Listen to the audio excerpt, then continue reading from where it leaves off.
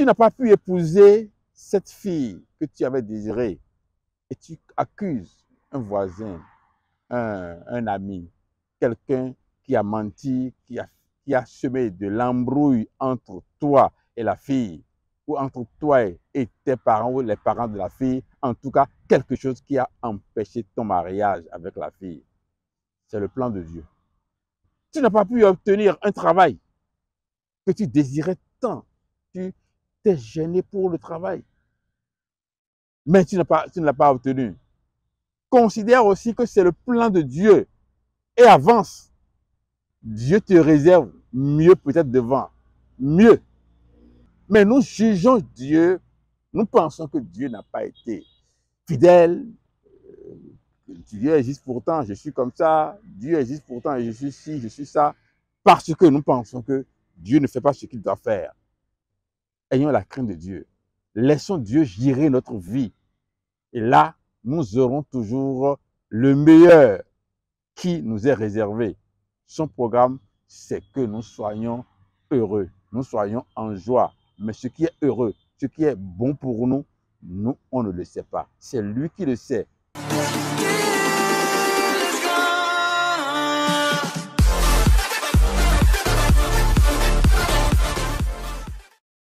Bien-aimés dans le Seigneur, chers amis, chers fidèles auditeurs de l'émission Ce qu'il faut savoir, nous sommes très heureux d'être en votre compagnie encore une fois.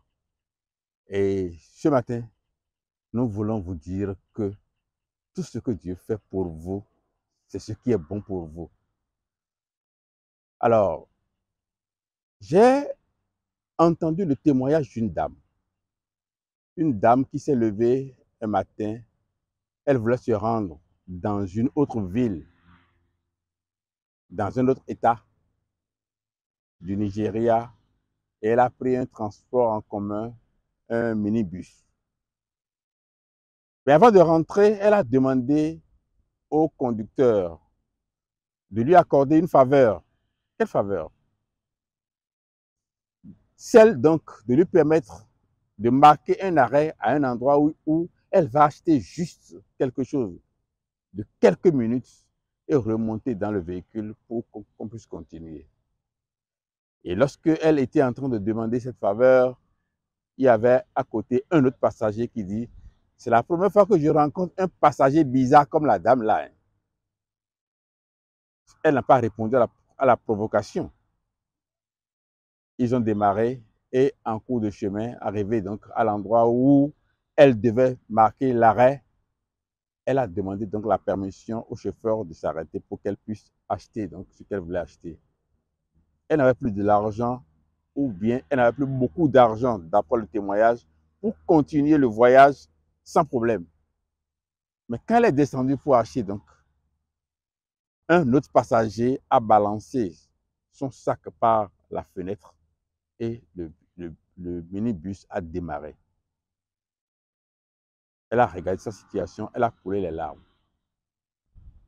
Elle ne savait plus quoi faire. Mais quelques minutes après, elle a trouvé une occasion pour continuer le voyage. Et à la sortie d'un détour, d'un virage, elle a retrouvé le véhicule, le minibus qu'elle n'a pu emprunter, qui a déjà fait un accident. Et tout le monde était mort. Tout le monde, y compris celui qui a vu en elle un passager bizarre.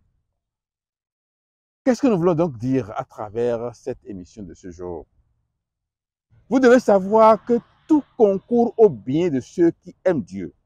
Tout. Tu n'as pas pu épouser cette fille que tu avais désirée et tu accuses un voisin, un ami, quelqu'un qui a menti, qui a semé de l'embrouille entre toi et la fille, ou entre toi et tes parents, ou les parents de la fille, en tout cas, quelque chose qui a empêché ton mariage avec la fille. C'est le plan de Dieu. Tu n'as pas pu obtenir un travail que tu désirais tant.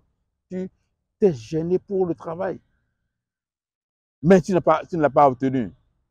Considère aussi que c'est le plan de Dieu et avance. Dieu te réserve mieux peut-être devant, mieux. Il te réserve ce qui est à toi. Mais nous jugeons Dieu, nous pensons que Dieu n'a pas été fidèle. Dieu existe pourtant, je suis comme ça. Dieu existe pourtant, je suis ci, je suis ça. Parce que nous pensons que Dieu ne fait pas ce qu'il doit faire. L'apôtre Paul a dit dans Romains 8, verset 28, nous savons du reste que toute chose concourt au bien de ceux qui aiment Dieu, de ceux qui sont appelés selon son dessein. Si vous êtes appelé selon son dessein, selon son plan, selon son programme, cela veut dire que ce qu'il a fait pour vous là, c'est la meilleure chose que vous deviez avoir. Parce que toi et moi ne connaissons pas demain, ne connaissons pas la minute qui vient après. Ayons la crainte de Dieu. Laissons Dieu gérer notre vie. Et là, nous aurons toujours le meilleur qui nous est réservé. Son programme, c'est que nous soyons heureux, nous soyons en joie. Mais ce qui est heureux, ce qui est bon pour nous, nous, on ne le sait pas. C'est lui qui le sait. Cette dame aurait péri avec tous les autres passagers si elle n'avait pas été embêtée par cet autre passager qui s'est moqué d'elle premièrement et qui en plus a envoyé son sac par la vitre d'une portière et le chauffeur a démarré, le chauffeur a continué son chemin. Mais c'était pour lui le plan du salut, pour l'empêcher de périr, pour l'empêcher de mourir comme tout le monde. Dieu a réservé pour toi quelque chose que tu n'as pas encore vu. Mais reste dans son plan, reste fidèle à lui. Il a dit, l'ange du Seigneur monte la garde autour des fidèles et les met hors de danger. Mais il faut être fidèle d'abord avant de mériter. Donc, ces gardes, des gardes qui ne sont pas corrompus comme les gardes-corps, qui tuent même ceux qui gardent après. Parce qu'on leur a offert de l'argent ou quelque chose. Ce sont des gardes fidèles. Reste fidèle à Dieu et tu verras la grâce de Dieu dans ta vie. Que le Seigneur vous bénisse. Amen.